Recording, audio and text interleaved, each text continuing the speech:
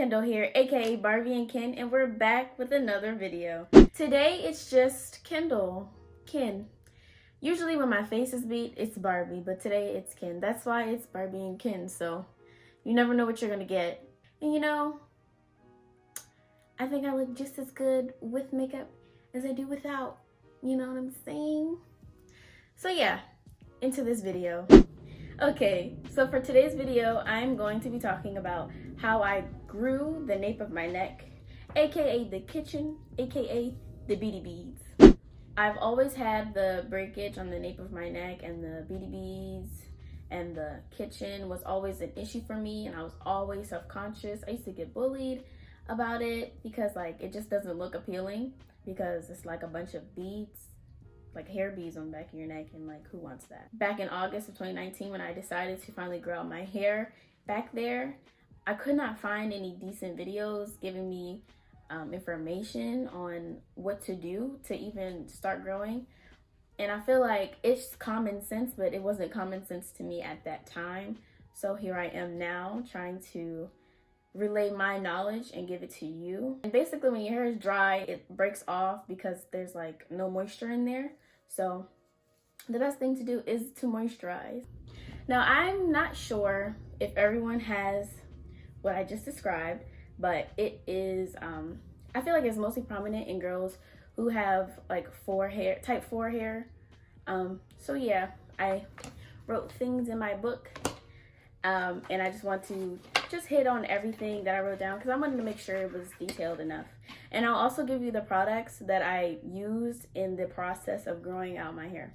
Let's start with number 1. So for my first tip, I would say is to just take a moment to assess and pay attention to what is really causing the breakage, because that's what it is. All your hair grows at the same rate. It's just that some pieces, the back pieces specifically, is just as sensitive as your baby hairs, and like certain frictions cause it to break off, and manipulation in general just causes your hair to break off. So you have to be careful with that. And for me, it was me wearing my scarves incorrectly.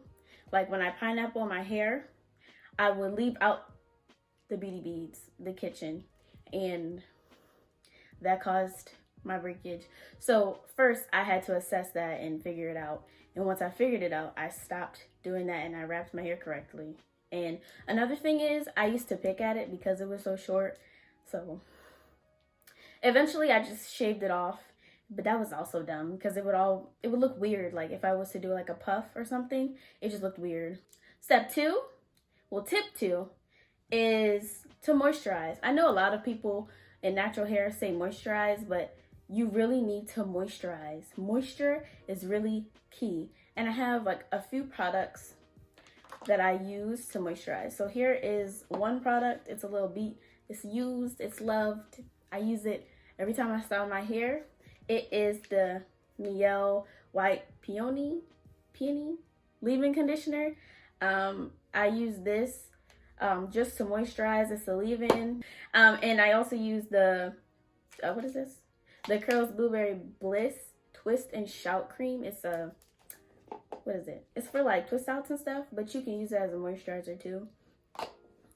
Yeah, I use that to moisturize. And then to lock in the moisture, I use my Jamaican black castor oil. This does wonders. Okay, so moisturize, moisturize, moisturize. Tip number 3, there are 2 things you can do with tip number 3. It's like an alternative. It depends on how long or how short the nape of your neck is. You really just have to finger coil after you moisturize and to just leave it alone, because usually, especially if it's short back there, since especially for me, I used to just pick at the back of my neck all the time. Like if I'm bored, I just be like just picking at it, and that's really not good because like I said, friction causes breakage and manipulation causes breakage. Well, excessive manipulation causes breakage. So be sure to just leave it alone once you put your moisturizer in there and style it. Another way that you can do it is to take some longer pieces of your hair and cornrow across the back of your neck and make sure you get all of it in there. That way You won't be able to touch it because it's in a braid, and resist the temptation of touching the back of your neck. I'm telling you, it's very, very critical. For me, what I did after I did my braid outs, because right now I have a braid out, I just cornrowed the back row of my hair, and I left it back there and just had my hair fall over it just like it is now. It's not in a braid right now because my hair is actually pretty long. I'll show you how long it is, so just wait until I finish with my tips. So cornrow the back of your hair. Remember, don't touch it unless you have to restyle. Then it's like, what can you do?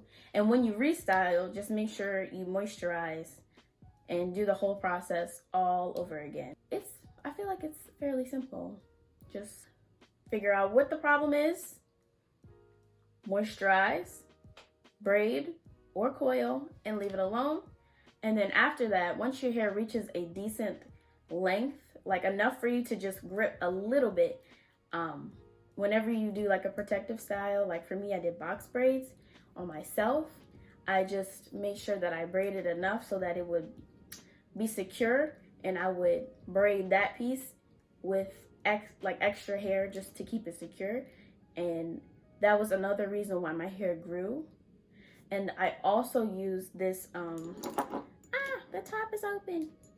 I use this Mielle Rosemary Mint Scalp and Hair Strengthening Oil, and it's really just, I think it has like all of the things that would stimulate growth in it. Let me see. It has, I'm trying to see which ingredient it has in there that stimulates growth. It's kind of like a minty feeling on your neck. It's really, really good. Let me just, give me a second. Really, the only thing I'm seeing in here is tea tree oil, and that's a really good one because it also, it causes like a minty flavor in your hair.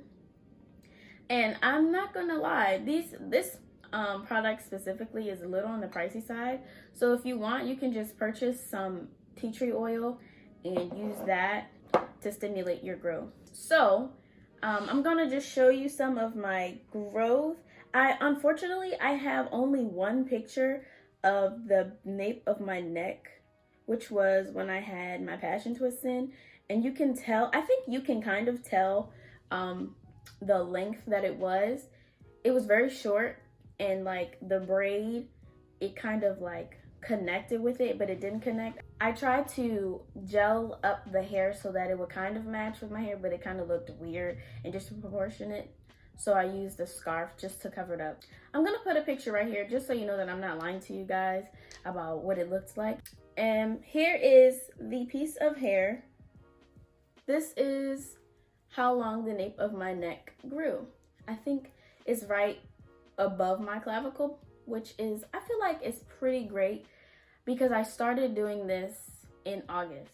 There are so many people out there like me that really need or really want the nape of their neck to grow, just so you don't have to hear the rumors of black hair doesn't grow back there, or you don't have good hair, like all the good hair stuff. Like, I know you're tired of it because I'm tired of it. So yeah, I just wanted to relay this information to you, and I hope that you enjoy the content. Like, comment, share, and subscribe. And don't forget to click that bell button for every time I make a post. All right, it's been real, guys. Bye.